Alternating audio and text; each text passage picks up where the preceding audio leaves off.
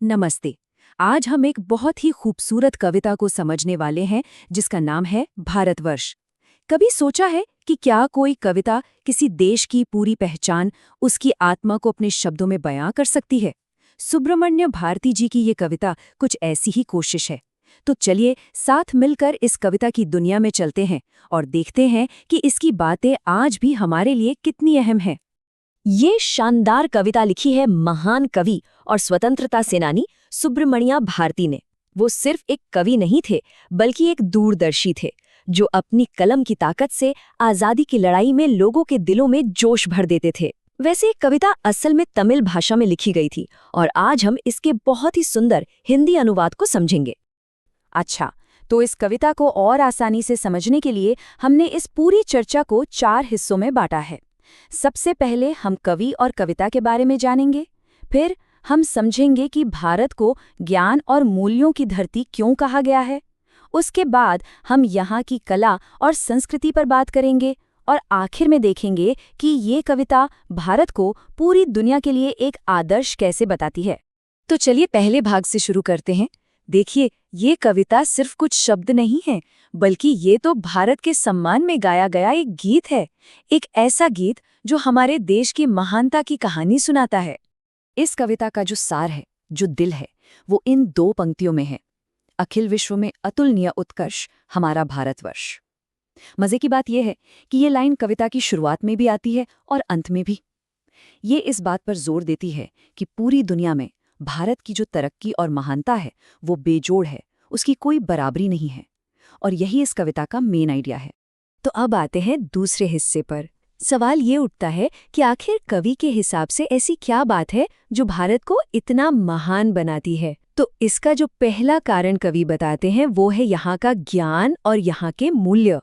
कविता को गहराई से समझने के लिए ना कुछ शब्दों का मतलब जानना बहुत जरूरी है। पहला शब्द है अतुलनीय। अतुलनीय मतलब जिसकी तुलना ही नहीं की जा सकती, जो एकदम यूनिक हो, बेजोड़ हो। कवि यही कहना चाहते हैं कि भारत की महानता सबसे अलग है। और दूसरा जरूरी शब्द है उत्कर्ष। इसका मतलब होता है उन्नति, प्रगति या समृद्धि। तो जब कवि कहते हैं अतुलनीय उत्कर्ष, तो उनका मतलब है एक ऐसी तरक्की, एक ऐसी समृद्धि जिसकी कोई दूसरी मिसाल ही ना हो। तो ये महानता आती कहाँ से है? कवि कहते हैं ये आती है ज्ञान और विज्ञान से। भारत तो हमेशा से ही ज्ञान का एक बड़ा केंद्र रहा है, पर इससे भी गहरी बात है अर्थ, परमार्थ, ध्यान। इसका मतलब पता है क्या है? इसका मतलब है कि यहाँ पैसों यानी भौतिक चीजों और स्पिरिचुअलिटी यानी आध्यात्मिक मूल्यों के बीच एक बैलेंस रखा गया है। मतलब सिर्फ पैसा कमाना ही सब कुछ नहीं है, बल्कि एक अच्छा और पर्पसफुल जीवन जीना भी उतना ही जरूरी है। अब बात करते हैं उन इंसानी मूल्यों की जिनका जिक्र इस कविता में है।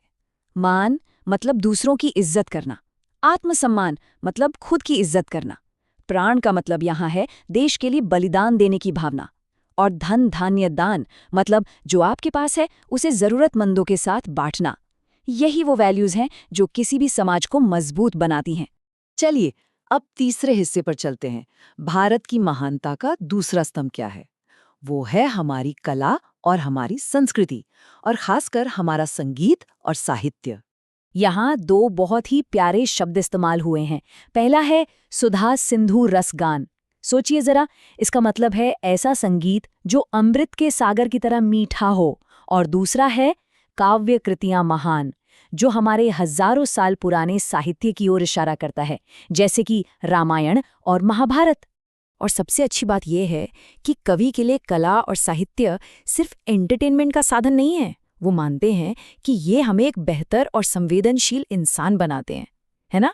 जब हम कोई अच्छा संगीत सुनते हैं या कोई कहानी पढ़ते हैं तो वो हमारे दिल को छू जाती है और हमें दुनिया को एक अलग नज़र से देखना सिखाती है।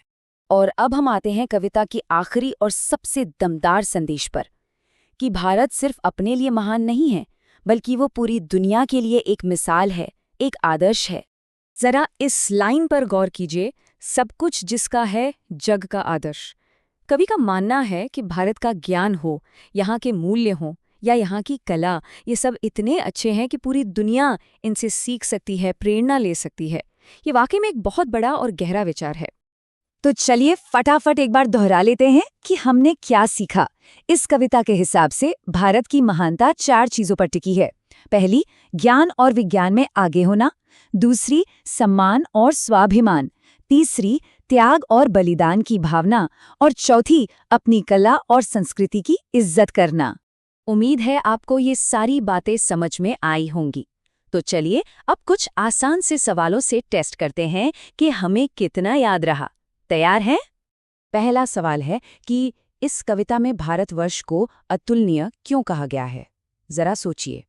इसका जवाब है क्योंकि कवि मानते हैं कि यहाँ का ज्ञान, मूल्य और कला इतने महान हैं कि उनकी तुलना दुनिया में किसी और से की ही नहीं जा सकती।